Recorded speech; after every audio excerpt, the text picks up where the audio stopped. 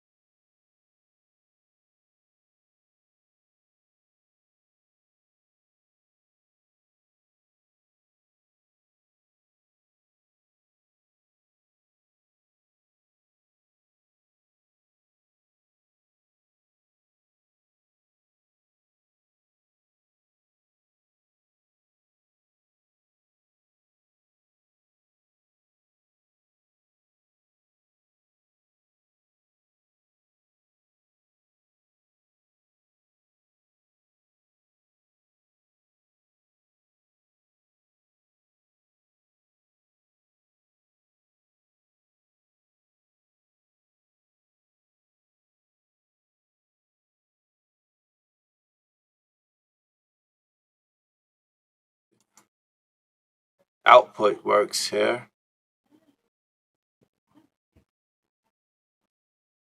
Output works here. So we gotta put audio output capture into it to work. Output works here. So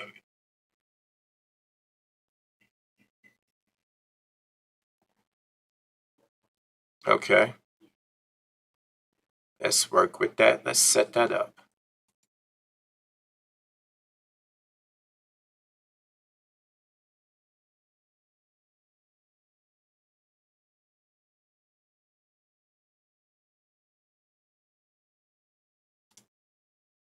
All right, so looks like we got a backdrop here.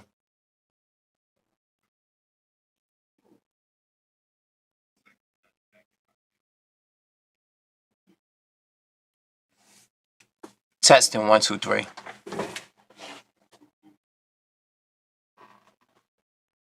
Testing 1, 2, 3.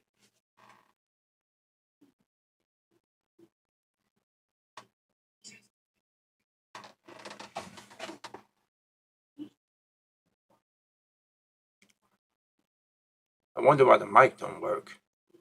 But either way, it's gonna have to go with this output.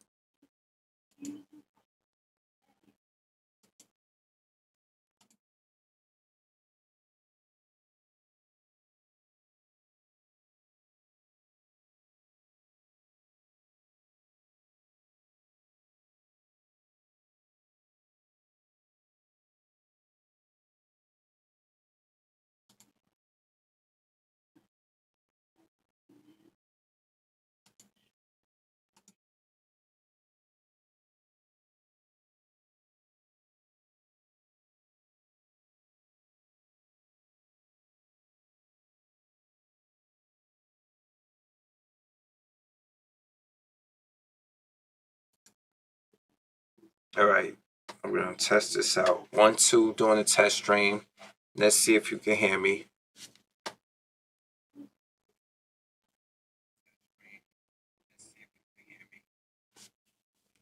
Looks like it's a success. I'm doing a whole reevaluation of the setup for how I do the live stream and stuff. So it's been a crazy time lately, as you can see.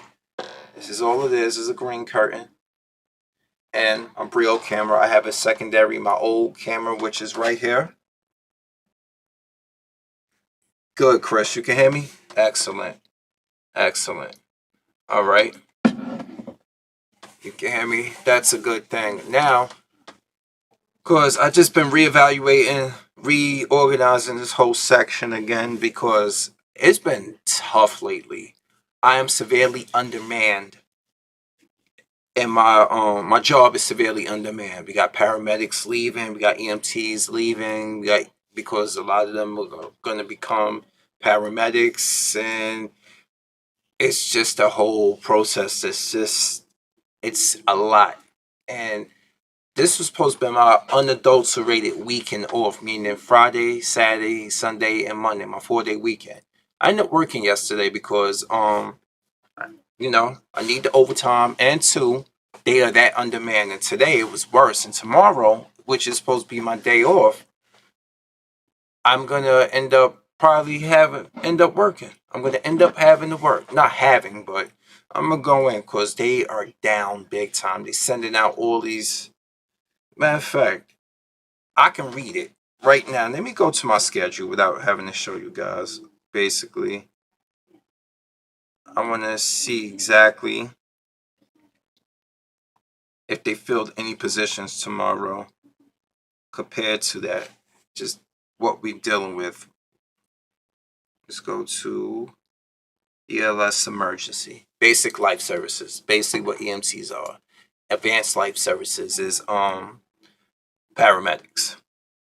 So tomorrow we got 1, 2, 3, 4 vehicles in the morning. Supposed to have 6, 7, 8, 9.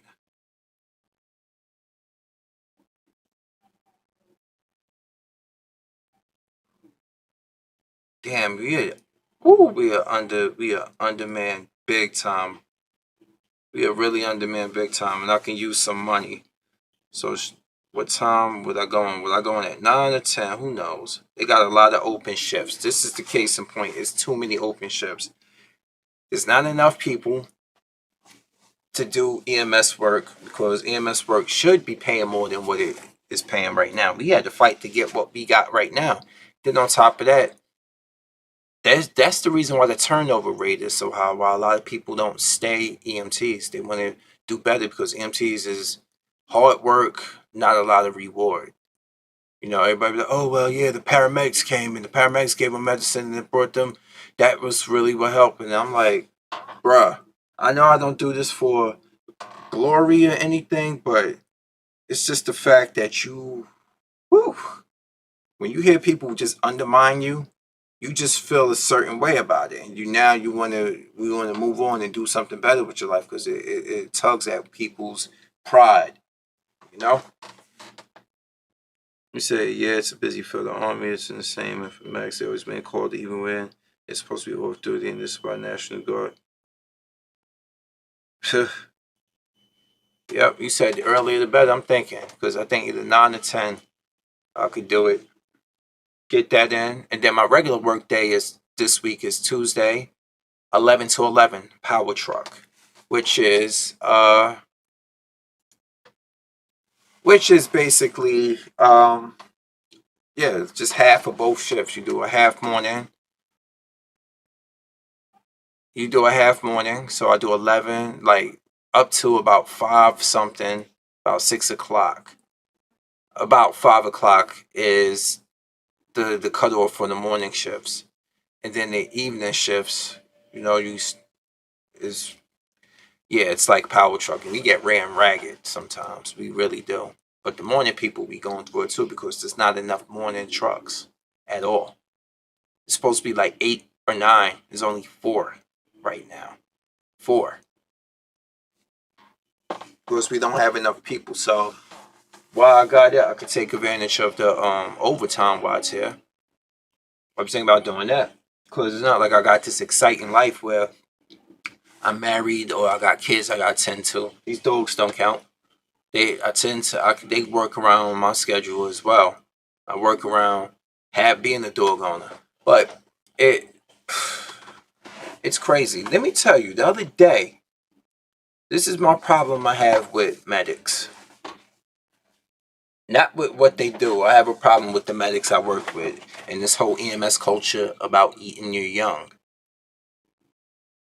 Like this whole and everybody was like, that's EMS culture. You like to eat the young.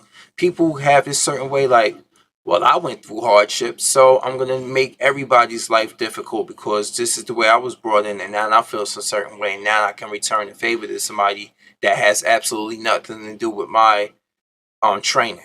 This is the whole issue that's going on right now with a lot of EMS work right now. Oh yeah, it is a clusterfuck. Indeed, it's a clusterfuck. Um, so I was on a job the other day. We got our regulars in the city here in Jersey City. One guy, can't tell you his name, of course, HIPAA violation.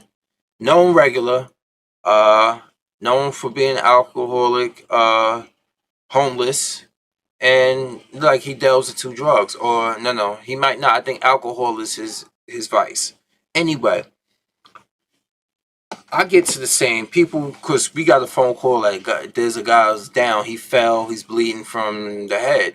Okay, we get there and he has a large contusion here with a laceration on top of it. Not a lot of blood, but it's swollen. So we try to help him. He on his side down. We help him. He's slumped against the wall of the old fast food restaurant that closed down.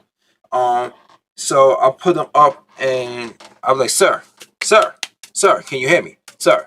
So he like, help me. He's drunk, he's slurring his words. Or but we can't just because it's a regular, you can't take him at face value like, oh boy, here we go again. Even though I have that mentality, I'll be like, oh boy, here we go again. Let me check this guy out. Because this is a fall. This is not something you just be like, okay, fine. We do vitals on everybody. We gotta keep it thorough. So I do the vitals. I do the vitals on the elderly alcoholic homeless man. And guess what? I don't do the vitals yet. I do an assessment, like a trauma assessment, a physical assessment. He's like, help me, this, that, and the four, but he's still drunk and he's altered. He's altered. It could be because he's drunk, or it could be because of what I saw. See, when you have traumatic brain injuries, yeah, it's the first noticeable thing is unequal pupils. So you telling me my paramedic got there to the scene and told me, no, his pupils aren't unequal, they're equal. You telling me a 5 millimeter pupil under the same place where he got the contusion at, and this one here is pinpoint, like 2 millimeters, and this one here is like 5 or 6, like normal. None of them are reactive to light, okay? With a contusion on his head, and just because you wanted to go home and you did not want to take this last case, you straight told me I didn't know what I was talking about. His vitals check out. We don't need to be here. Okay, all right, goodbye. So my partner I was like, yo, I know what I'm talking about to my partner. I was like, yo, so take a look at it. Shut the lights off in the ambulance. Put the lights in there. My partner saw the unequal pupils. He was like, yo, get them back here. I was like, yo, they gone already. I'm not going to call them back here. Fuck that. We right down the hill. Lights and sirens. Proximity. So we get there. Even the nurse at the hospital saw the unequal pupils. And I had to tell her because I'm like, the paramedic on the scene undermined me, did not believe what I said because I would have called this in as trauma or so. And I need you might want to do that. You might want to evaluate them, even though the paramedics said he didn't see what I saw. And I don't think he looked. That's the fucking problem. I don't think he looked. He didn't want to look. This is the whole eating the young culture that I have, a problem I have with where I work. Y'all come in and y'all think all EMTs that got 2 years experience or so don't know what the fuck we talking about. Or you think because you can administer medicine, you know how to intubate people, you better. The fuck out my face, man. This is why people either want to move on and become those type of assholes, or they just like, you know what? I want to get out of here. I can't work around these fucking people. And that's why we got the shortage we have now.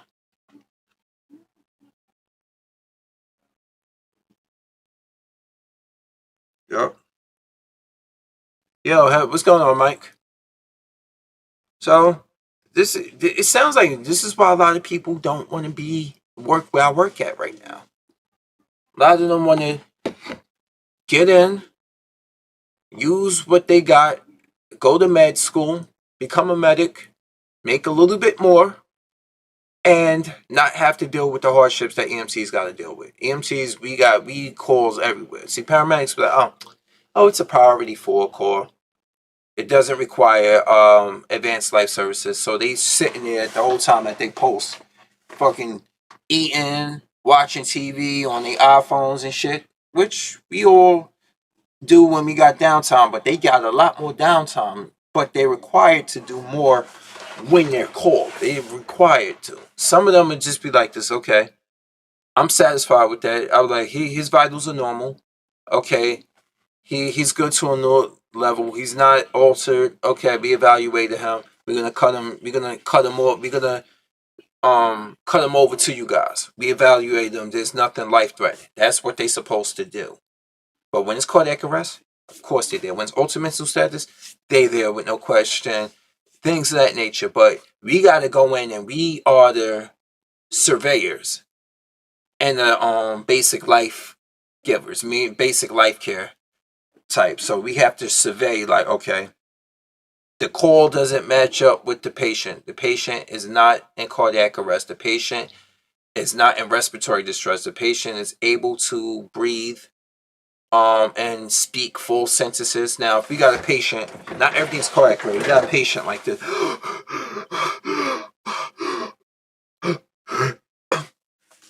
When the patient's like that, that's paramedics. Okay? There's things we can do.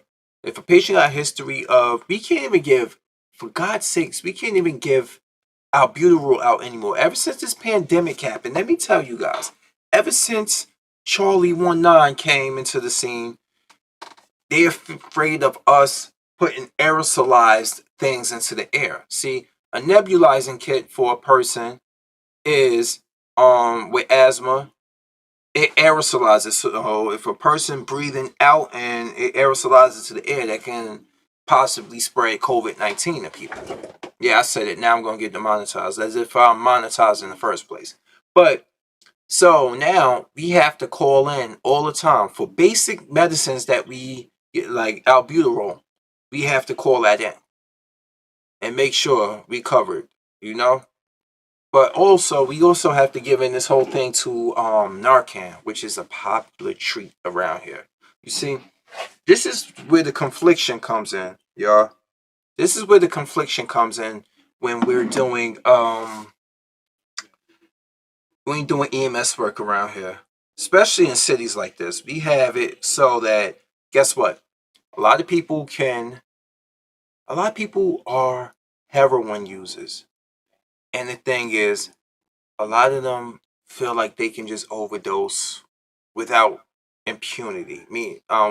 Meaning like they gonna get resuscitated, and the hospital bill, they have no means of paying it because a lot of these addicts are homeless, and a lot of them know what to say to work the system. But yeah, I've interacted with a lot of people, honestly, that tell you that they're suicidal when they're not, so they can go to the hospital and have a place to sleep. I've worked with a lot of people who said they're suicidal to keep their housing, their Section 8 housing, or so, even though they're not. I know a lot of people who just basically do those things.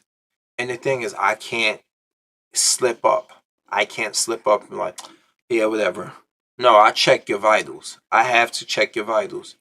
Ask you questions, things of that nature. And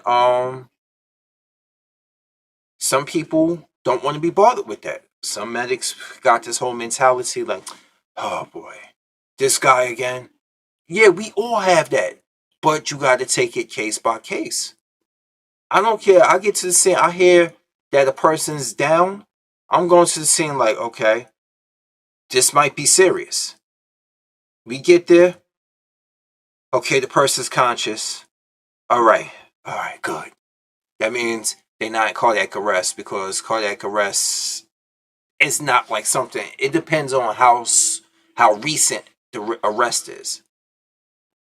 If the arrest been going on for like minutes, that person's likelihood of survival has dropped significantly less.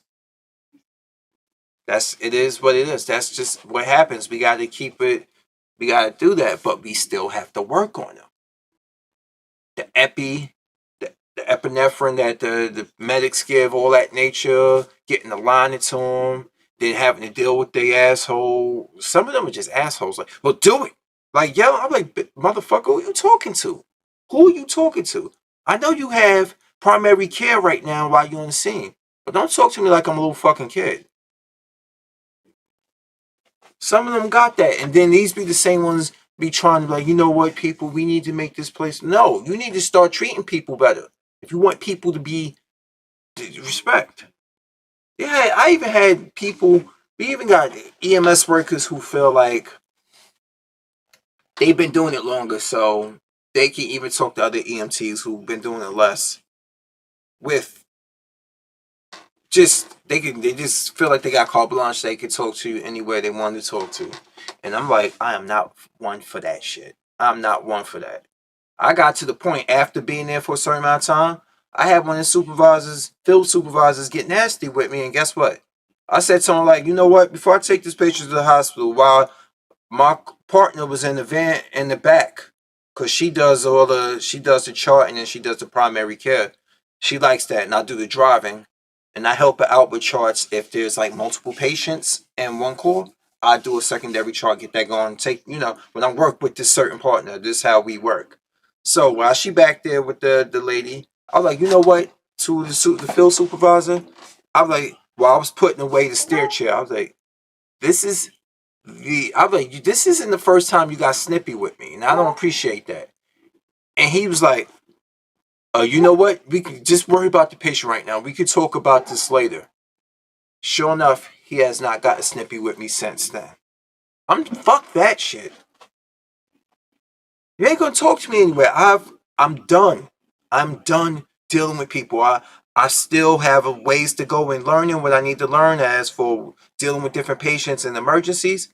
But I ain't no fucking rookie no more. You ain't gonna disrespect me. You shouldn't be disrespecting your new anyway.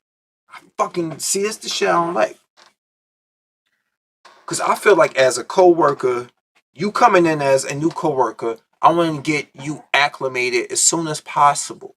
Because I know what it's like to be new, number one. Number two, I want you to be up to speed so we can work together and we can have less people on our backs. You said Pittsburgh, PA. Hey, and what's going on, Absolute? Yeah, I'm sorry, man.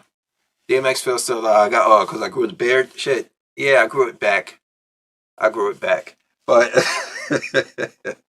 yeah, I'll do the test straight because I had to reevaluate. I had to reconfigure OBS because software changes and things like that. So this dude called AWOL, I think he's on YouTube. He helped you set up OBS, and he have it like it's good. He like if you want your sound to go through this way, you want to set up your microphone. You want to put in output audio output capture so you can get the sounds off your computer. It's just different things, and I had to do a test stream because even though the standard configuration worked, I had to improvise and realize that it needs output capture um on every scene filter that I have so you can hear my audio.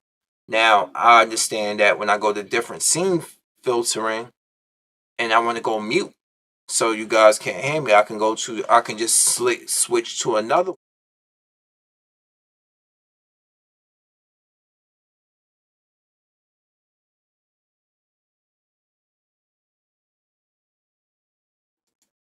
And then I can come back and talk like that. And then I can come back and talk like that. See, I didn't know how to work all these things. Now I'm learning that. Now I can set up. Now I can watch me do something in the background and I can set up a new one possibly. Let's see if we can set up something new while we're here.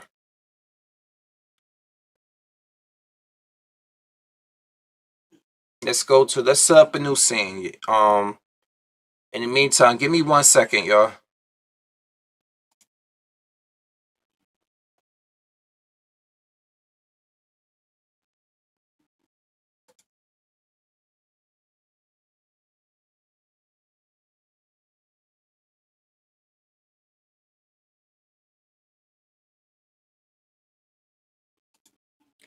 All right, I'm still here, y'all. See, we're gonna set up something different right now. I know y'all can hear me. Uh, Now I'm going to set up. I'm just trying to do certain things right now. We got the black backdrop, and let's say, for example, I wanted to add some media to it, and I wanted to hit cancel. I want to add some things to it. I want to add some audio going across. Jay-Z's new album. I thought he already did the Black album. All right, so now I want to do text, for example. So I want to, let's say I want to do a be right back screen. So I'm going to start working on the be right back screen, and I'm going to type something. Let's select font.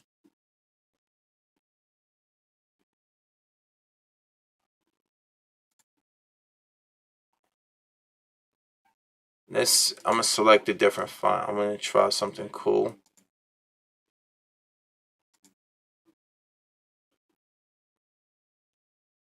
Okay.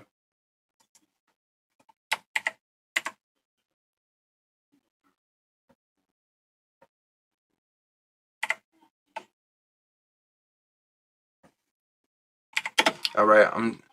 You see that?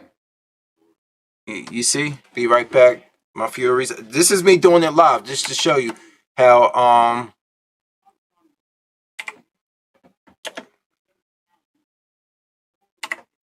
this is just to show you what you can do here. And I can change the color.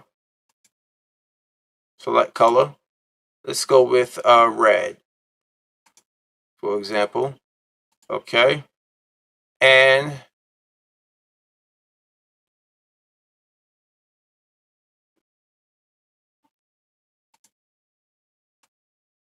I could do this. And now let's do some things to it. Let's go to properties. And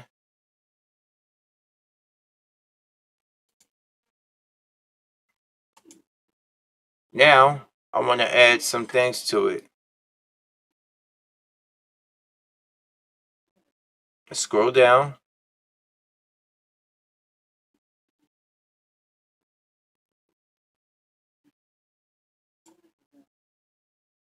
I want to see if I can get it to move.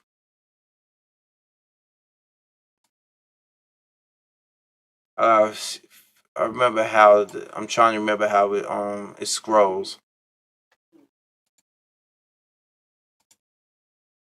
All right. Give me a moment to work on that. I'm trying to figure out the scrolling mechanism to it.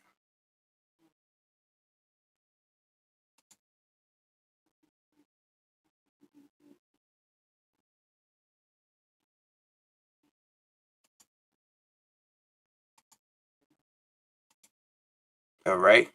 like that. Let's say, for example, I just wanted to do that. You can see it, right? All right. I was trying to do more things to it. Because there was a other feature here. Maybe. See, this is what I got YouTube for, y'all. I mean, I could always look up something. Let's say let's go over here. And I wanted to go into my search engine while here, and I wanted to see, let me see. How to make scrolling dialogue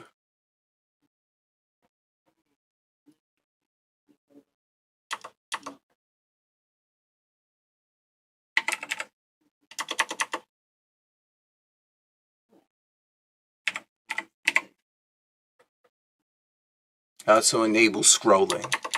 Maybe I want to do that.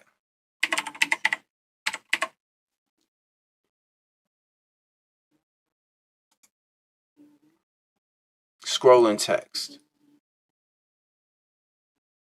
See, it tells me right here. I could just go right here and just watch the video. Hey, what's up, YouTube? Today I'm going to show you guys how to create scrolling text within OBS Studio. Let's see. Let me put my headphones on so I can hear this. Okay, so let's get right to it. In my last OBS video, the one where we made the live chat window transparent, I promised you that I would show you how to create this scrolling text at the bottom of the OBS window. I'll put the link to that video. It is comprised of 3 things. Next, we have to apply one of OBS Studio's built-in filters to animate the text. Let me turn off my image and my text so that we can start from scratch and build our own scrolling text marquee. Oh, I got it. Let's come over to the sources area and click the plus sign and add a new image. I found it. I'm just going to leave it named image. That's fine. And now I'm going to pick the image from my computer.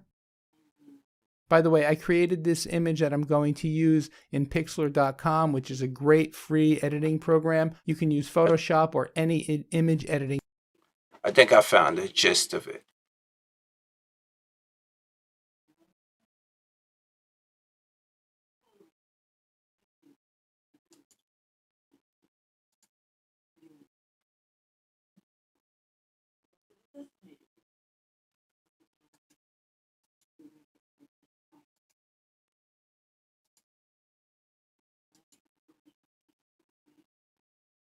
You see, it's vertical speed.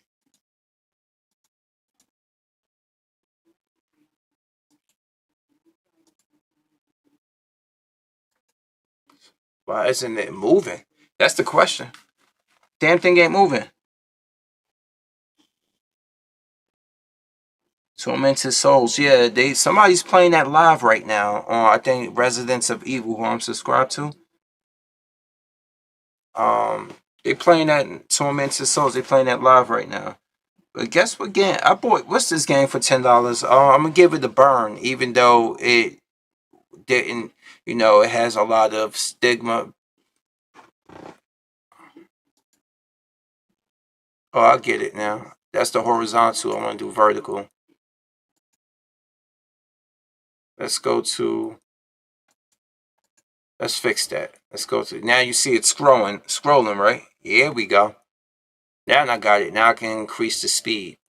Let's go to filters again. Let's go scroll. And I want no vertical speed. I want horizontal speed. And I want it to be at maybe 5.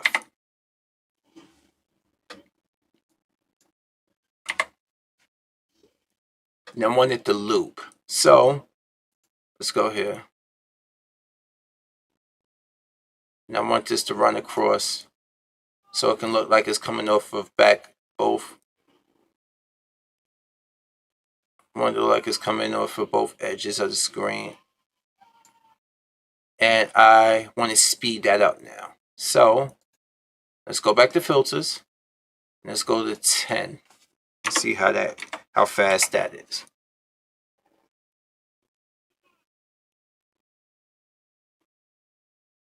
All right, something like that. See, this is the stuff you can do on This is the stuff you can do on the OBS.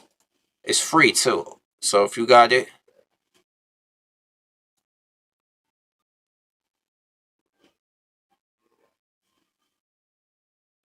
you can do that. Now I can have this as a screen, and I can get rid of the audio on it now, which I'm about to do. So it's gonna go quiet for a couple of moments. I'm gonna remove the audio output. Let's go to remove. I'm gonna remove it.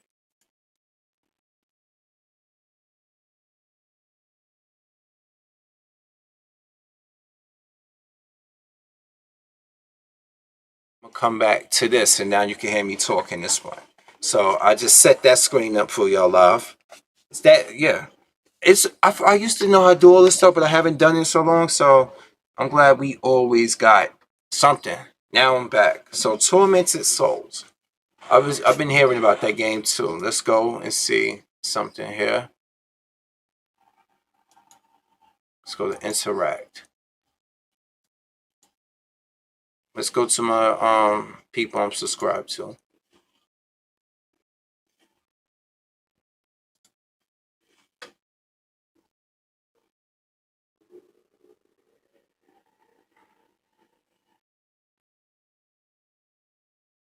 Let's see if I can go to it. Let me find it. Let's go to Residents of Evil. I think that is them.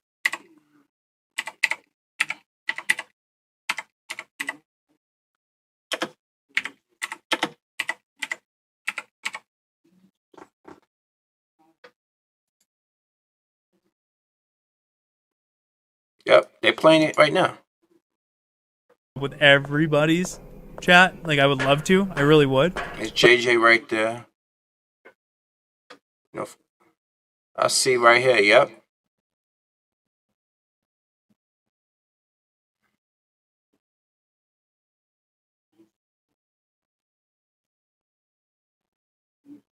It's gone to full screen on this one.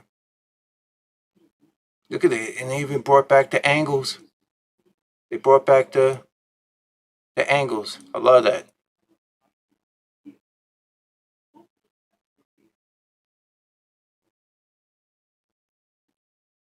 Here we go. See? I believe you. But I don't want to put this on too long because I don't want to be.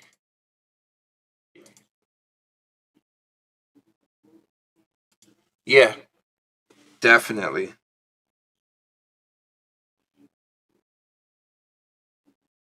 Well, my whole situation with 7 and 8, you notice that. Let me see. They're like for which one that they didn't like that much? I forgot, but I'll be honest with you. I have what's this game? I haven't even touched it yet. I bought it used. I haven't touched it yet. Village. I haven't touched Village yet, but I'm probably mod that game. Now I got the PS4 version of it. I'm just basically I don't know. Maybe one day I'll play it, but given the pandemic, games right now have been hard to find in physical form, and because they're pushing the digital age, so I was like, you know what? Here's a physical copy. Let me get my hands on that. But I got this for $10. You said RE8 was dog shit. I'm gonna tell you, I like the fast pace of it compared to 7. 7, I hated fucking 7. And I like the fact that they gave Ethan, poor Ethan, bro. My problem with 7 and 8 have been people thought it was first person. That was a problem. No, it's the fucking story. Like, who's writing this shit? You telling me? Now, I bought this for $10, y'all. For just the Xbox One copy. I bought it for $10. It was on sale for all versions for $10. And it came with the steelbook as well. So, you know, even if they eventually fix a lot of this stuff, I only spent $10 on it. Fuck it. Why not, right?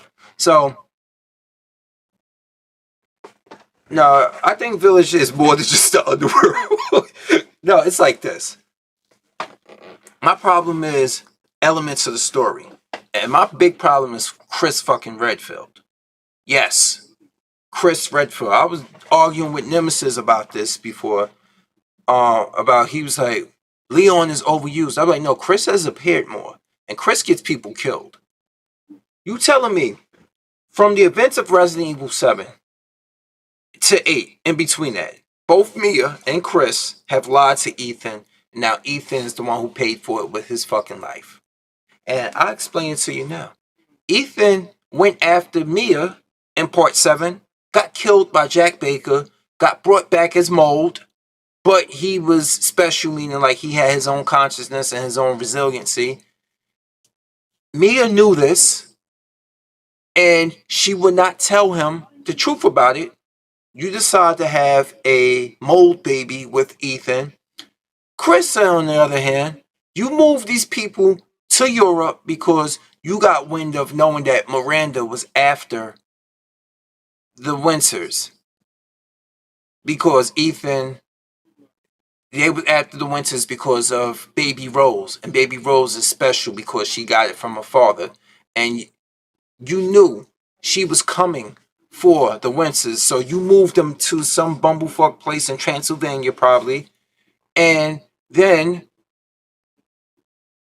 you got Ethan killed, basically. Ethan, of course, you gave this dude military motherfucking training. You gave Ethan military training, right? Right? And then you came in and started acting like a villain. You shot up Miranda, who transformed to Mia without telling Ethan all of this, and then Ethan still gets involved in it because you underestimated Miranda. So Ethan paid his fucking... Ethan was... All he wanted to do was be a husband, and a good husband, and a good father. From 7, good husband. 8, good father. And he's dead. And Chris still alive. See, the thing is, this is the thing I liked about Leon in comparison to Chris, is that Leon, people are like, well, you know, he's turned to drink. I'm like, because he has feeling. He got pulled into Leon. See, Leon got pulled into this because of surviving Resident Evil 2. He was blackmailed into this. They used Sherry to blackmail Leon into a life of being a government agent. They blackmailed him to that. So you think, and he cares about people. He became a cop for that.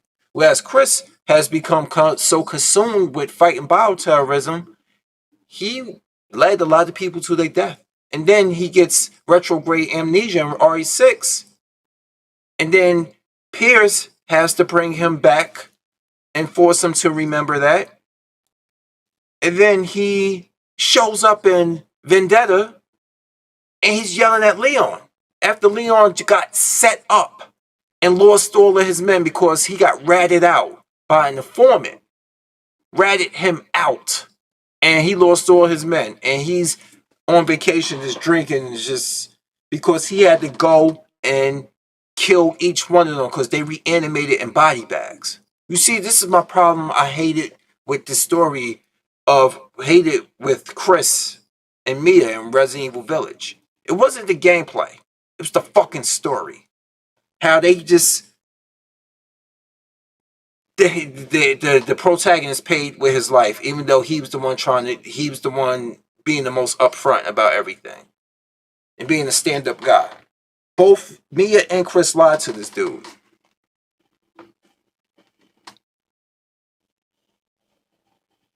I don't know either. But now, supposedly the BSAA are using bioweapons also. Because Chris has left them and he's working with this Blue Umbrella. And now, BSAA was sending bioweapons. You find that out in Village. After Ethan gave up his life to save Rose and decided to stay behind and sacrifice himself to blow up the Metamycete. God, that's what got me right there. The story in both 7 and 8 just pissed me off big time. Oh, I'm watching Castlevania in the background. This is a good... Yo, the Netflix Castlevania is dope. I really like it, though. Let me start. It's a fight scene. Anytime the fight scenes come on, My favorite parts of Castlevania are all the fight scenes, either involving Alucard, but mostly Trevor and Cypher. They dope, like, as a team together. Yeah, exactly. This is how far he's fallen from Grace, Chris, that he joined something with the name Umbrella on it. This is how consumed he is with work. And this is the difference between him and Leon. Leon do it because somebody has to do it and he's trained to do it, but he's like, when does this shit stop? Whereas Chris was like, you gotta focus on the job. Get a snap out of it. Stop feeling sorry for yourself. I was like, motherfucker, I know you're not talking. All the people you done got killed. Since Resident Evil, what was it? Resident Evil 6 to Vendetta to 7, even to a degree. No, 8 especially. Like, and it's just stuff like that. 6 especially. A lot of people who got killed. And you see, a lot of people didn't complain about the change to Isaac. Isaac in the game was, I think, Eastern European, but in the series they made him indigenous. I don't know if that, yeah, he was considered indigenous. That's what Carmela called him. He's of indigenous origins. Yeah, that's why Leon called Rebecca and Chris. He called her Dr. High Hopes and the BSAA's Golden Boy. So yeah, that CGI scene when they came to him and stuff, and I'm like, yo, that scene right there, I was like, you know, what the fuck happened to Chris? This the side effect of coming off of that juice you was using to punch boulders in Resident Evil 5. And yo, if you played Village, Eisenberg mentioned that. He's like, Redfield, you did this, that boulder punching bastard. See, Capcom even realized how stupid that scene was, and they made fun of it in Village. That Heisenberg called him a boulder punching son of a bitch or something like that. And if you pay attention, in Village, Heisenberg is the same guy who did the voice of Nikolai in the Resident Evil 3 remake. It's the same voice actor. And the girl from the beginning that was with Ethan that fell to her death in the fire because her father got turned to a liking. Remember that one? That female and I think the second daughter that you fight was voiced by Nicole Tompkins, who voiced Jill. She was like, I can finally tell you guys that I'm in Resident Evil Village because I'm subscribed to it as well. And she like, I can finally tell you, I do the voice of this one, and I do the voice of one of the daughters of Dimitrescu. I think the second one, the one that you fight inside the library. She's like, I don't want to die. That one. She does her voice, Nicole Tompkins.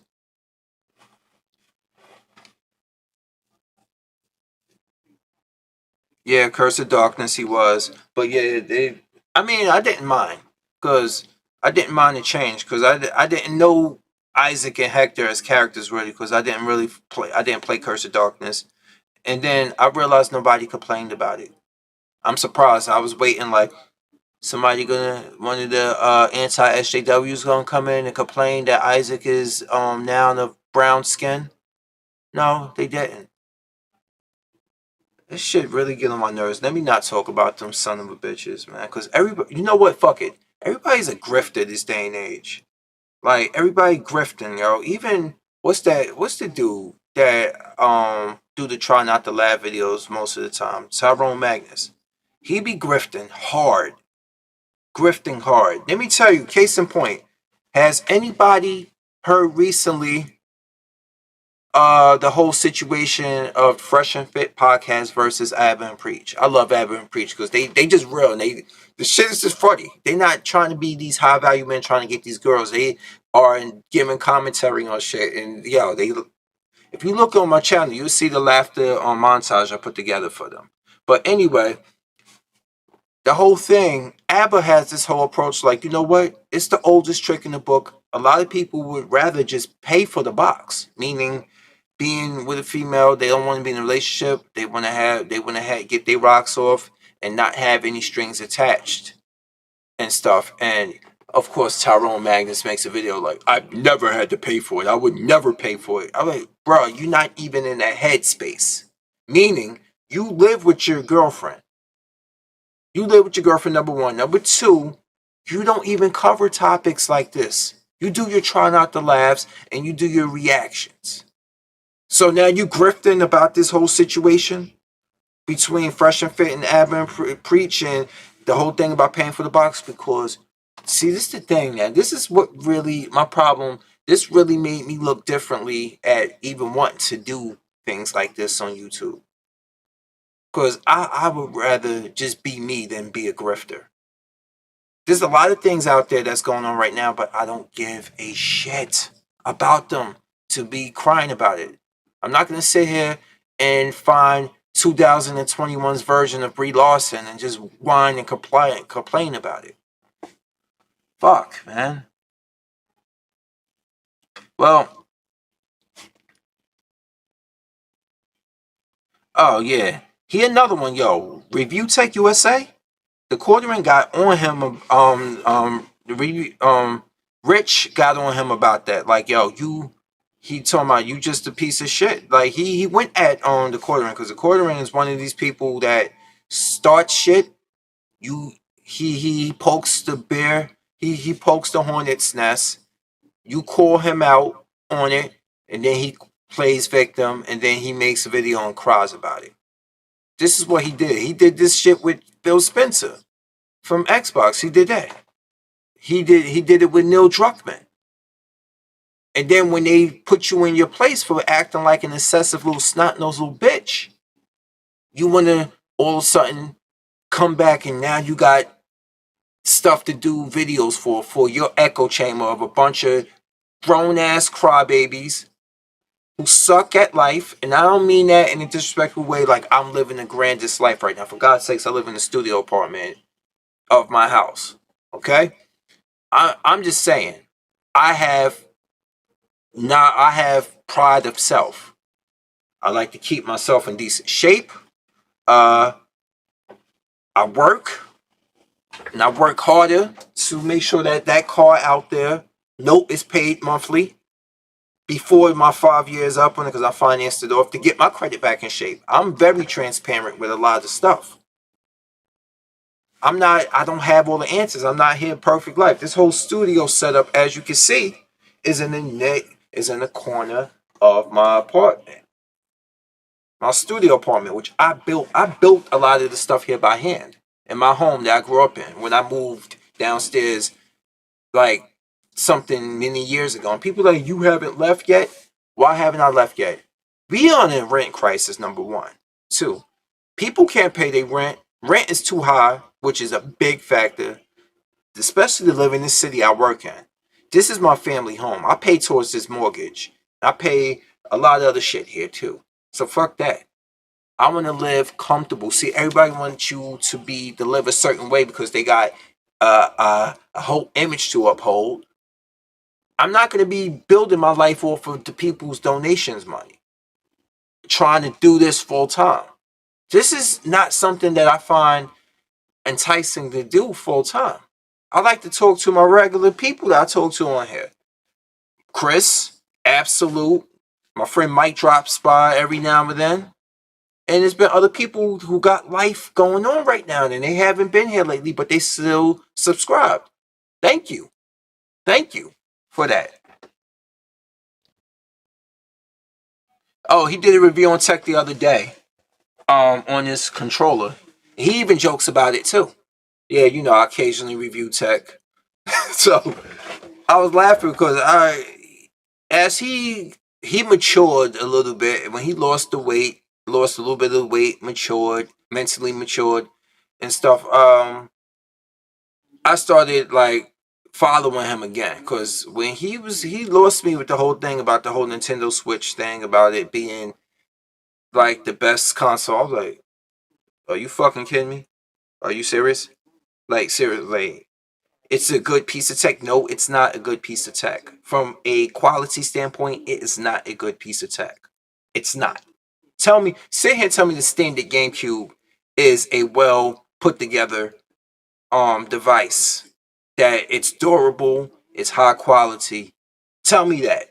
And you wonder, because Nintendo makes money, they make profit off of selling Nintendo Switches. The other console companies like Microsoft and Sony, not so much, because they're selling a console at a lower price than what it's worth. Whereas Nintendo is giving you something that's built sus. The quality is really sus. And because they use cheap parts, they can profit. Fuck out of here, man. Let me grab my water from over here. Oh, God.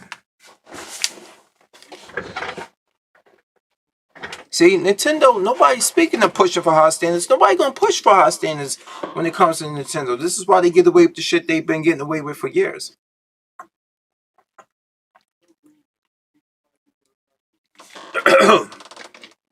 Whew. Whew. And even lately, right now, PlayStation 5 has removed a lot of heat sink, and now their systems run hotter. The current revision of the PlayStation 5 runs hotter. And I'm like, this is what I have to deal with? The fact that I couldn't get my hands on a PlayStation 5 day 1 or day 2 or day 30, and now they're doing revisions that are built with less quality. And this is what I'm going to have to deal with, which means it runs hotter, which means it's going to have a shorter lifespan. It's the PlayStation 3 right here all over again. This one runs hot. The first model that plays PlayStation 1, 2, and 3 games, it runs hot as balls. Now we have to deal with this with PlayStation 5. I'm still going to get one, but this is what we have to deal with now. When I get my hands on the PlayStation 5 finally, this is what I'm going to have. Shit.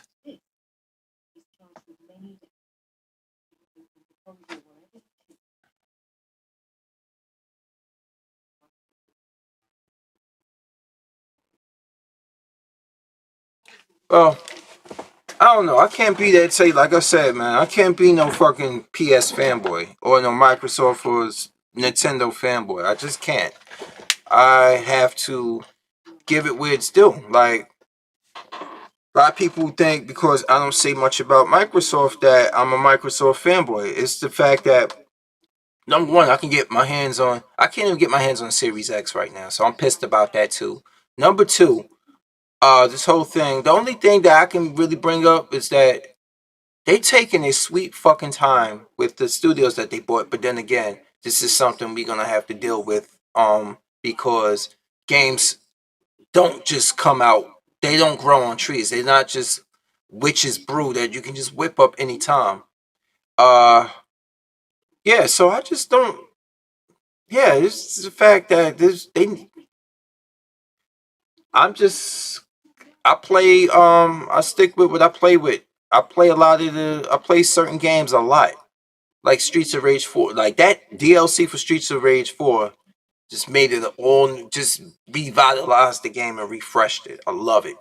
So you see me play a lot of Streets of Rage 4. When I get a chance to go online, I play Outriders, which is available on Game Pass. See, Game Pass is what has been keeping Microsoft in the fucking game right now. And the fact that the Series S and X have been selling exceptionally well. And I'm shocked that it's been selling exceptionally well. You know what made me realize it was selling better than I thought it would sell? The fact that Series S's was the easier one to find, and they were getting sold out. Once they come in, they sell out, like the Series S. And you know why? Because you can also, what's another thing that Microsoft is slick about doing, is the fact that you can also emulate PlayStation 2 games on the Series S and X also. And it's open format, and Microsoft is totally okay with you doing that. They're totally fine with that. That's what the thing that's keeping Microsoft, it's such a versatile format.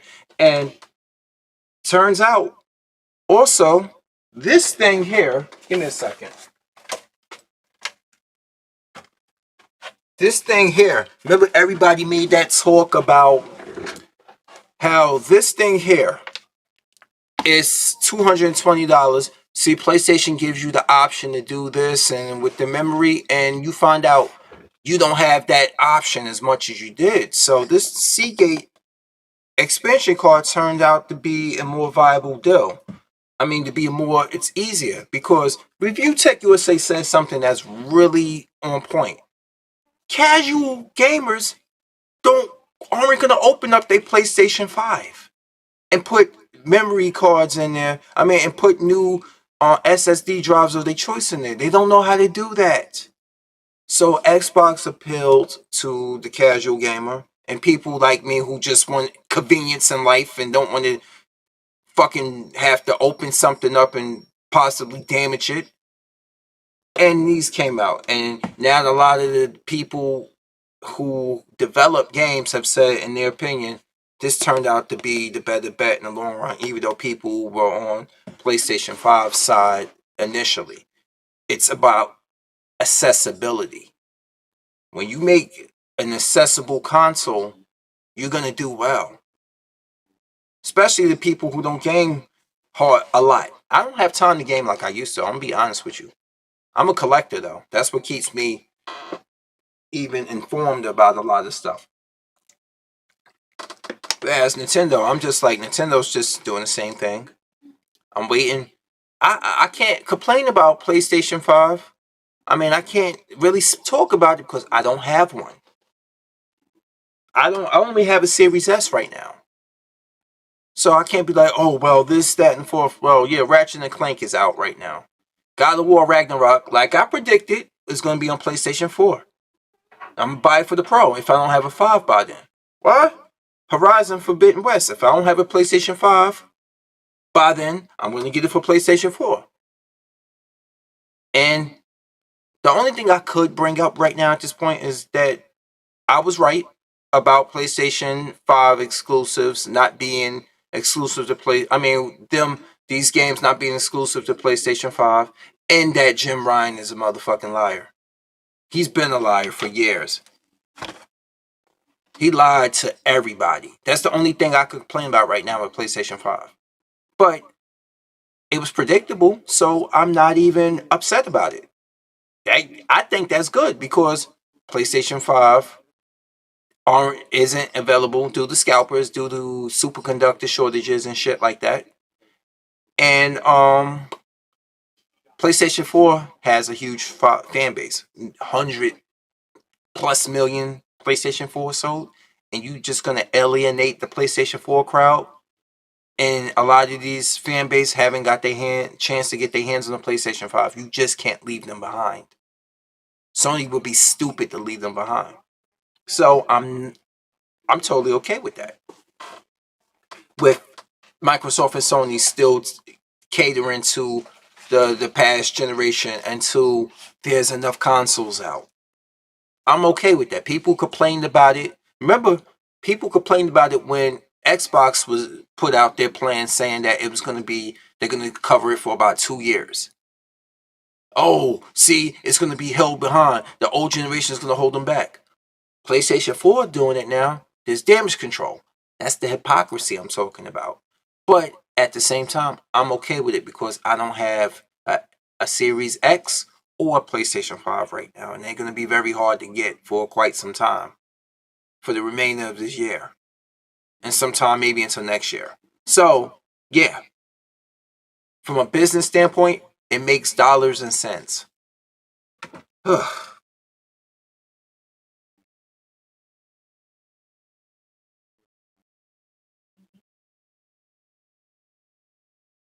And the Series S, yeah, because I saw 3 of them at the Walmart one day, sitting in the bottom thing, and then now they're gone. They're gone. They're selling. Target sells out a lot of them.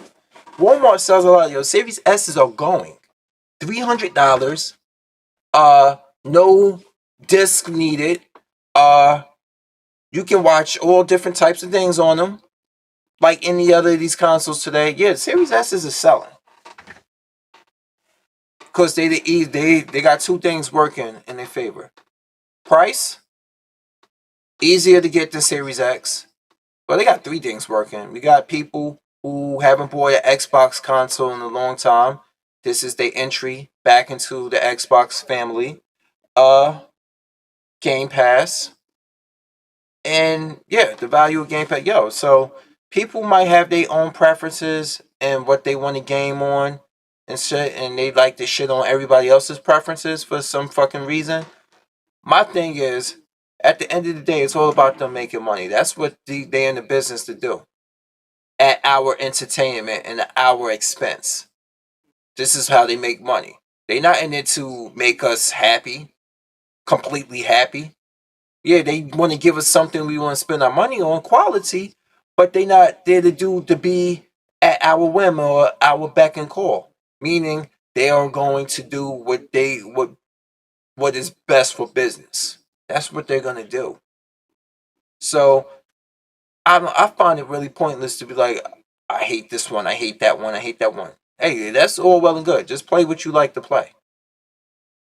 These motherfuckers like Zobi and fucking Porter Rock and all these other people that be online arguing about, oh, Microsoft ain't got no games. They ain't got no games. And I'm like, yo, Porter Rock, you 44, nigga. Nigga, you 44. Because you're a year older than me. If 77 is your birth year, bro, you gotta be a year older than me. Like, it don't make any sense. People who like broken games, HGO, you're sitting here talking about all this stuff. Well, gaming is a selfish hobby. Yeah. Good luck with that. Fucking good luck with that. And why I say good luck with that is because, like I just said, they don't give a fuck about your selfishness. It's dollars and cents. And I can't sit here and just have a like, after I've been open myself to gaming in different formats, I can't sit here and just be like, I can just live off of one fucking console. I just can't do it. I tried, ain't gonna happen. It's not gonna happen. Sorry. I can look at this Sega Saturn I got right here. This GameCube I got here. The first Xbox I got there. Sega Genesis right here. Xbox 360 I got right here. PlayStation 3 I got right here. And if you got PlayStation 3, you don't need it. If you got the first model, you don't need a PlayStation 1 or 2. You got everything you need right here. See, I got the first model. So I got that, and then I got the library of games right here. Library. You know what? Let me switch to this filter right here. Library games, just right here. You really, just right here. Just got this. This right here. My Xbox One games, my Xbox 360, my original Xbox games. I got PlayStation 4, PlayStation 3, PlayStation 2. Then I got some OG PlayStation 1 games up there. Then I have my Switch games, my Wii U games, my Wii games, my GameCube games. Then I have also some Sega Saturn games, Sega CD games, which I gotta get the memory card. I got a couple of things so. I ever since I opened myself up to just multifacets of gaming, it's like I can't just go back to being just on one console. I just really can't. All right, camera, focus. Focus, camera. Get me back in frame. Hello? You see me? Anyway. I just can't do it. See?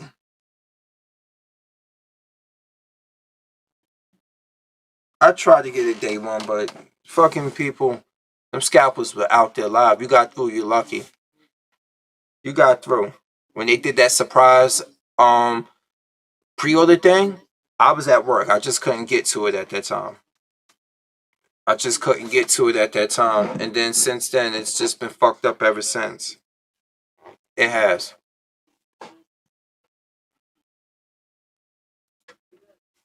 Yep.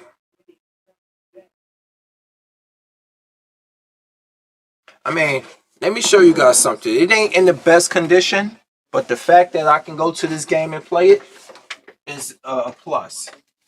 It's not the most, it ain't the pristine copy. Give me a second.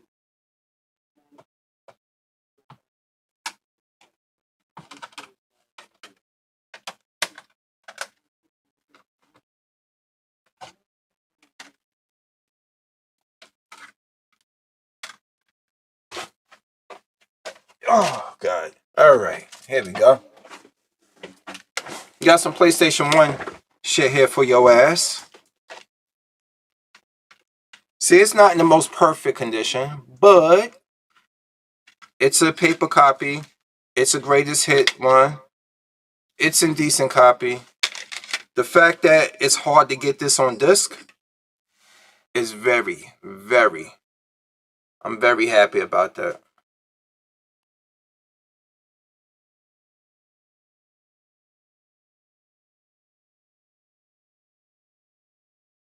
See? I was able to get that. At least a disc of it, because I was only able to find the disc by itself. And then I put together this makeshift case for it. Right there. I was able to do that. Yep, that's Symphony of the Night, yo.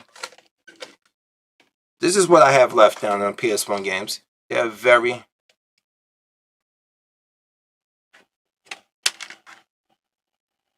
Mega Man X6, 5, and 4. I was able to get these from when I was working at EB Games. I got these. I was able to get another copy of this one, even though it's the greatest hits one. Because my other one, I forgot what happened to the old one. I think somebody stole it. But this one is in good shape. The original that I played a lot of. Of course, the first Tekken. Tekken 2.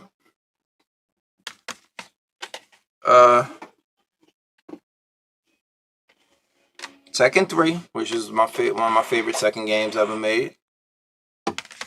That's with introducing Jin Kazama.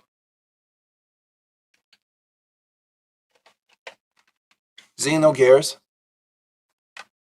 That I got off of eBay. Very good. Look, and it's the OG one. It's with the white one. This is the OG one. Not the greatest hit version. Look at the condition of the book, y'all. And look what it says right there. Parasite Eve, advertised Parasite Eve, Brave Fencer Musashi, and Bushido Blade 2.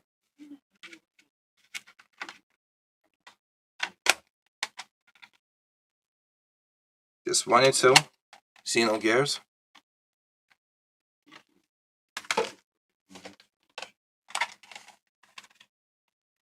Chrono Cross.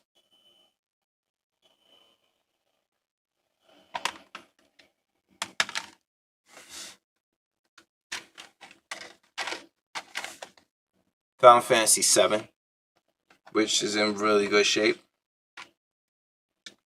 Got this one,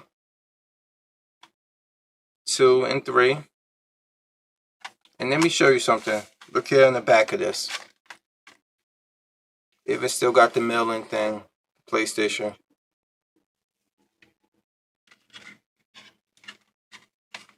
And it got the book that's in color. Remember when these used to come with your games? Remember when they used to give you this booklet with these games? Remember this? It's in color. How to view menu screens, things of that nature. Well, they even got advertised into Soccer Frontier. So, yep.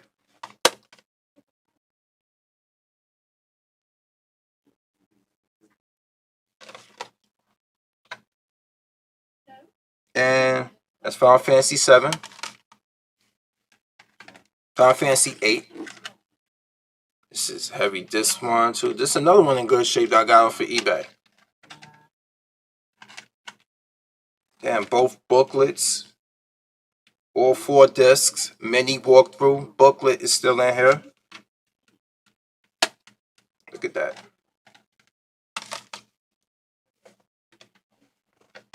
And the greatest hit. This is the only version I can find of Final Fantasy 9 right now. People slept on 8 big time, y'all. I'm looking at the comment here, scrolling on my phone. Yeah, people slept on 9 big time. I mean 8 big time. And let me see, do I have anything else I think I have for PlayStation? I think that was it. You know, I kept it short and sweet. A lot of people don't realize out of the hundreds of games on PlayStation, a lot of them were garbage. Because there was a lot of shovelware on PlayStation 1. But there was a lot of good games on there. It's just that I ain't got the budget right now to be getting a lot of them all the time.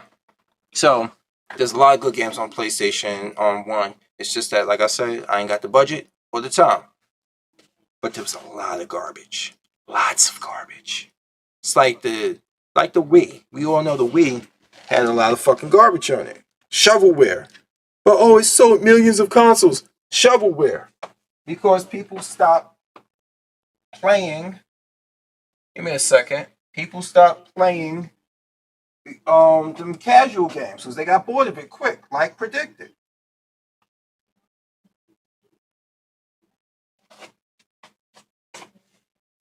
Yep. Let me see what else. Oh, just my DVDs and stuff over here.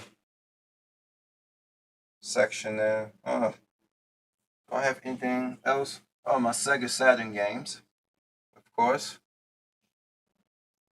But let's go to my PlayStation 2 games real quick. Let me just put these back. I Final Fantasy. Chrono Cross. I wanted to get Legaia. I think I got Legaia too, if I'm correct.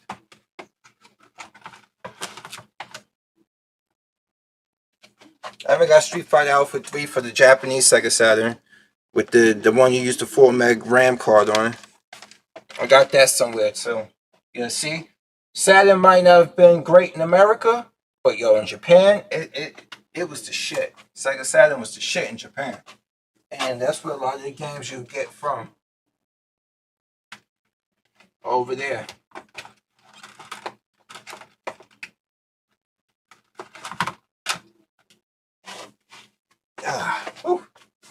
Alright, y'all. Yeah, I think I do have the Gaia too. Somewhere in here. Oh shit, look at my PlayStation 2 game. I think I got to ready to bring out right now. This is what I have right now, and I'll show you guys what I do have. Let's start, because I put them at like alphabetical order. Let's run this first shelf. Right here, I believe I have I only got Xenosaga 1, I believe. Everything or Nothing, James Bond. I really like this game. That's Heidi Klum on the cover with him. Ace Combat 4. Hell, I even got 5 for the Xbox 360 with the flight controller. So you got Ace Combat 4. I remember beating this game. Beyond Good and Evil, which is another game that was like a hidden gem. They working on a sequel. I don't know what's the process on it. And speaking of Castlevania, Lament of Innocence, the first Belmont, Leon, to take up the war against Dracula. If you look at season 2, when they go into the Belmont Keep under the Castle Belmont, that's his picture. That's the blonde hair dude you see in the picture in season 2 of Castlevania when Trevor, Alucard, and Cypher go back to when they go to the Belmont Keep.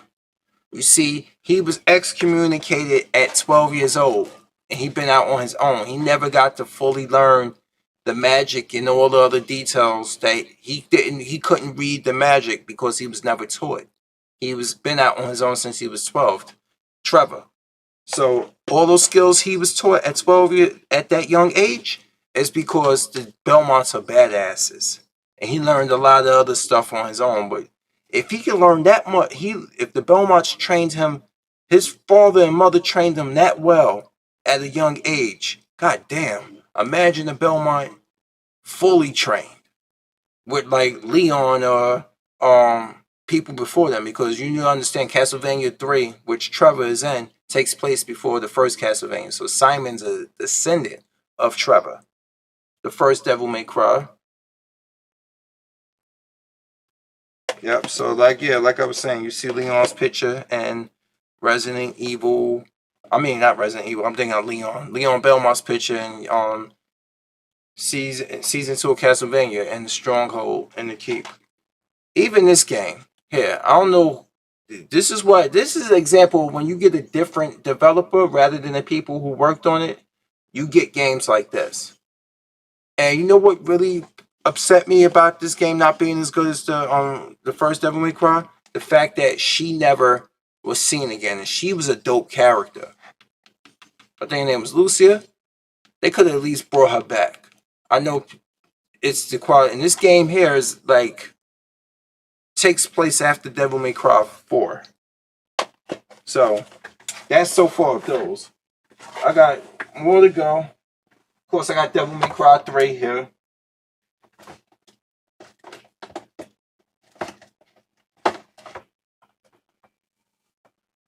Okay. I got a few here. Of course, yeah, like I said, Devil May Cry 3. Yeah, Devil May Cry 3. The first game of the Nier series, Drakengard. Because yes, Drakengard is the first game of the Nier series. It's in the same it's the same beginning. Then Nier came out, which was like, yeah. They came out with sequels of Drakengard, then it became Nier, and then Nier Automata, then a couple of things. Drakengard, Final Fantasy X, which I finally got my hands on the greatest hit copy. I need to open it again. 10-2. 11, which the servers no longer work for. It's a way to play it offline, I believe. Or there's a lot of people online that they got modded servers you could play it on. Final Fantasy 12. I wanted to get the Zodiac Age because they put some revisions to the Zodiac Age. And then God of War 2. I mean, no, God of War 2 to this set. This one and special features, yep. I don't know why I don't have the first one anymore on this. I don't know what happened to that first God of War. And then a game I never played, Haven Call to the King, is one that was given to me. And it's you know what? I want to play it. I should play this. This is by Traveler's Tales. Traveler's Tales is responsible for working on the early Shining Force game. So now that I realized Traveler's Tales worked on this and became Camelot, or I think Camelot became Traveler's Tales, or one of them, I'm going to give this game a chance eventually. It's one of the games that I just was given to me, and I never really got around to playing.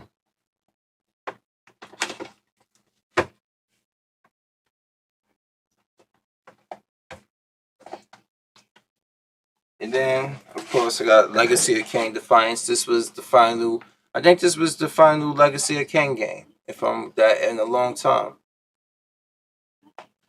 King of Fighters 2001. My friend Mike that was here earlier, he's a big King of Fighters fan, SNK fan. Kingdom Hearts. Jack 2. That's from the end of that shelf. That was from A to L. And then now, let's start this new one right here. You got Legaia 2. Right here. Which a lot of people don't understand. They was like, Legaia 2. Yeah, the first game's called Legend of Legaia. And then they just shortened it to Legaia 2. It's like First Blood.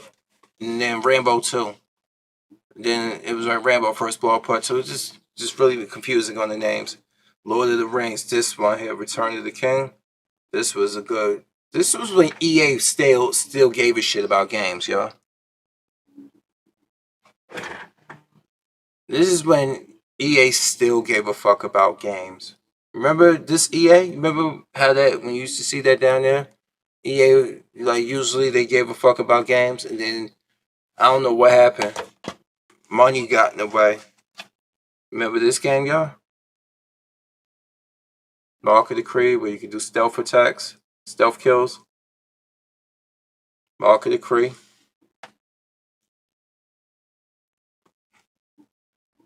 That was the last EA game you ever owned? Jesus Christ. Metal Arms, Sierra Games. I remember this. Rock'em Sock'em, Robots in a Grander Scale, Metal Gear Solid 2, Substance. I was thinking of something else. Substance. And say what you want about them surprising you with writing. It's the attention to detail that Kojima put into Metal Gear Solid when it came to like little nuances and little nuances in the training mechanics. I mean, in the play mechanics. That's what he does. But I think it came to a fact that Kojima was just being known to he know that people look for stuff like that, so he just started becoming over the top with it. And snake it up. It got the best James Bond theme that's not a James Bond thing. And then I have the arcade treasures because this is the era I was a little boy when games like Spy Hunter, Defender, Gauntlet, Joust 2, Paperboy.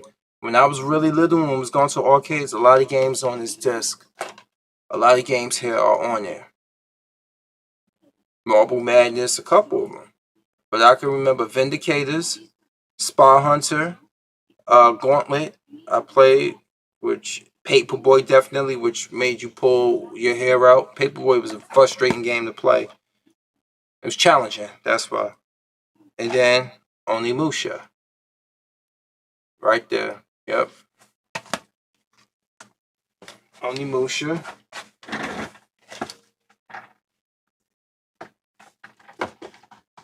Let's see what else we're working with here. At the very end, Onimusha 2 with Jubei. I forgot this actor name. I remember he passed away not too long after this. I think just before this game was released. He passed away. The actor they used the face likeness for. And then Onimusha 3, which was the return of Samanosuke and John Reno. Of course, you can see Leon the Professional. His likeness was in it. He even did his voice when they had the French speaking parts. But the English voice was someone else. And he's still around too. He's 49 years old. That's Takeshi Kaneshiro. They used his likeness in the game. This is when Capcom started using people likenesses on certain games, and that's what took Onimusha the first time. When they redid it recently, I think it came out on Switch. It took them a while to get that out because they had to pay money. Persona 3. This is Persona 3.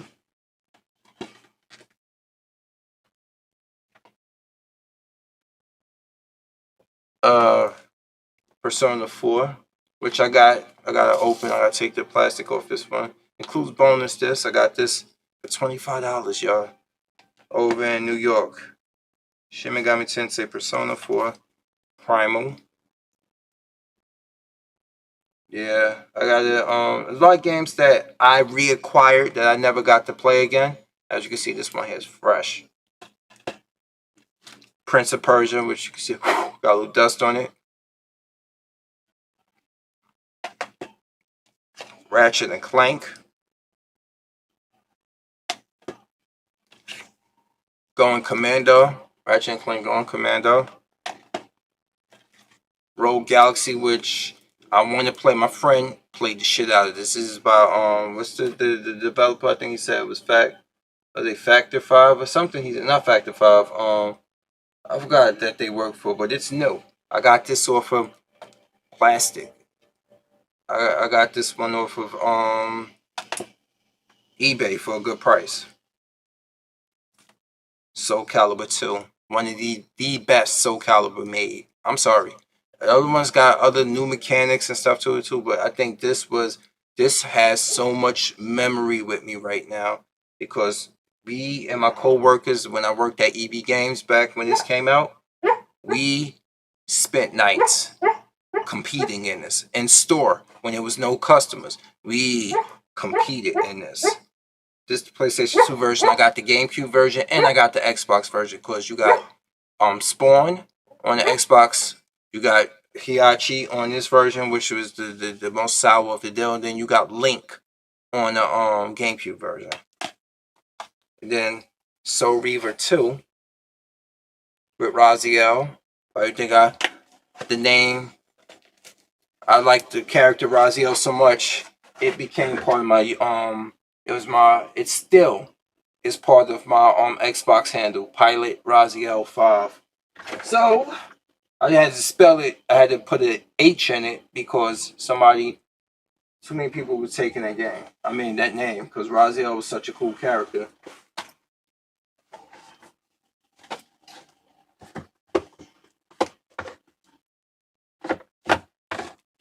Taking her through a semi vintage library. Now let's go to the rest of my PlayStation 2, the remaining of them. I ain't got much, but it's stuff that I actually played. Let me say happy, you want to get a tattoo of Raziel? Cool. Street Fighter Anniversary Collection that came with Street Fighter 3 and 2, the Anniversary Edition, Super Street Fighter. That one, yeah, I got the controller for it, so. Tekken Tag. Tekken 4. This like when they changed up Jin's fighting style completely, I was kind of like, fuck. I like Tekken 3 Jin. Tekken 5, which I also got the controller for too. Yo, I'm looking back there. I got this came with the controller. I have it up there. I'll show you guys one day the arcade, the stick for it. And this is a box that came with it. Inside this box is just all the games that I showed you, all the Tekken games I got. This was a box they made to put them all in there. From this the 10-year anniversary. So you have it all there. Just to put in. I took the disc out and put them all in here. Time Crisis 2. Which I still have a CRTV. You know you can't play gun games on flat screens, right? So I have this GXTV. You can still play gun games on that. Time Crisis 3. Yep, Time Crisis 3. Yeah, it's the beginning of September. It's Thursday, actually. My birthday, my 43rd is Thursday. Virtua Fighter 4 Evolution. That gave you these two characters, Brad and Go. That's right there behind Akira. You got 13, which they recently remade, but I bought this game a long time ago. You know what? I played it on the Xbox, but I never opened the PS2 version. Xenosaga, the first one. I wish I had the other two. They're very hard to get. Der Wilzermarkt. Der Wilzermarkt. That's German. Der Wilzermarkt. And this one here, yo. I want to get part 2 to this. If I could find part 2 of this to buy, I want this one. This is only the Enders. I beat this game. This game here, man, I remember beating this game. And it came with the demo to Metal Gear Solid Sons of Liberty Part 2. Which is right there. I'm gonna put this back. Remember back in the day they had memory card holders for their games? It's like, your PlayStation 2 was such quality, bro. They games were, you thought PlayStation 1 games had a library. No, PlayStation 2 had a fucking library. PlayStation 2 had a library, y'all. Library. 3, not so much in comparison to PlayStation 2. Good, but nowhere on PlayStation 2's level. I think PlayStation 2 library is better than 3 library, and Xbox 360's library is better than the original Xbox library.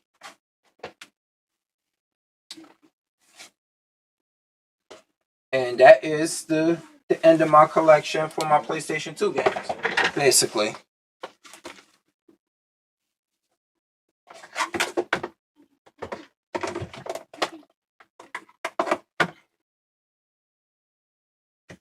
And it's funny, I only got 8 Switch games. Oh man.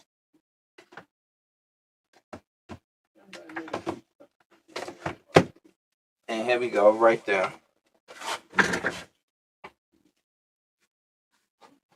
Yep. And I am back. Yeah, PS2 was the shit. PS2 was the shit right there, yo. Now I remember this coming out let me see, what year did PlayStation 2 drop? Hey Google, what year did PlayStation 2 release?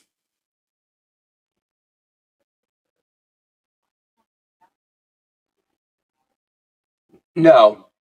Oh, March 2000. Yep. Damn, I'm gonna get my hands on Zone of Enders. And good night, Chris. Sorry. Yeah, but I was doing this only as a test stream. I didn't expect to run this long. But I'm glad it works now. Y'all can hear me. I'm learning some new things off of YouTube for that. But absolute, thanks for stopping by. See, I told you, y'all, I got a decent PlayStation library. I ain't got the most. I even got a lot of PlayStation 3 games up here somewhere, and 4 somewhere. My 3 is my 4, my 3, and my 2.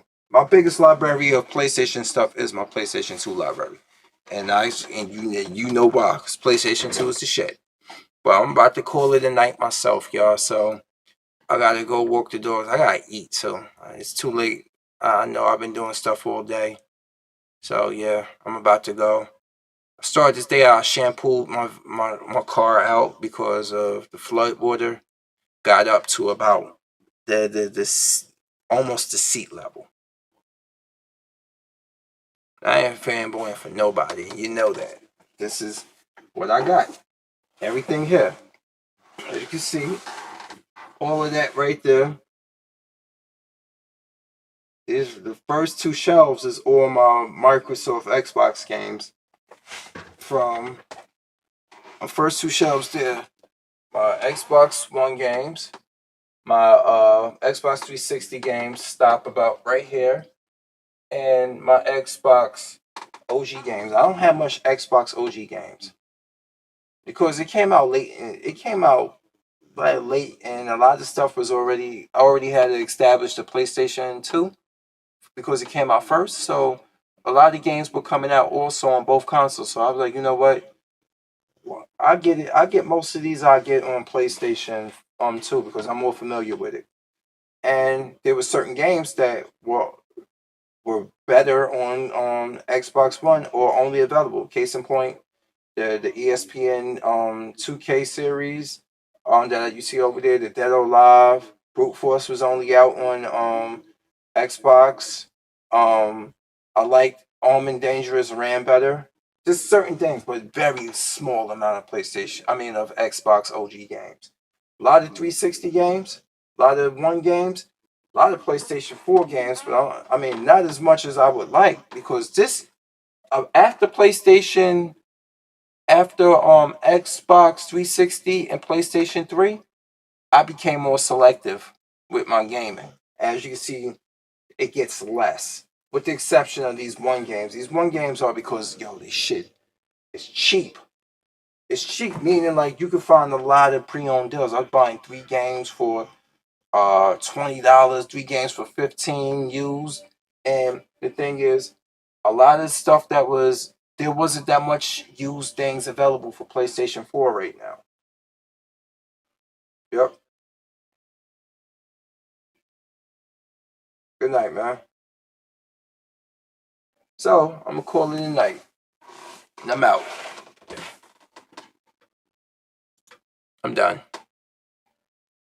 Anyway, y'all, test stream completed. And I'm just about done with this. Let me find a place to shut this down. I am out. And good night, everyone. If I can kill it from here, I guess.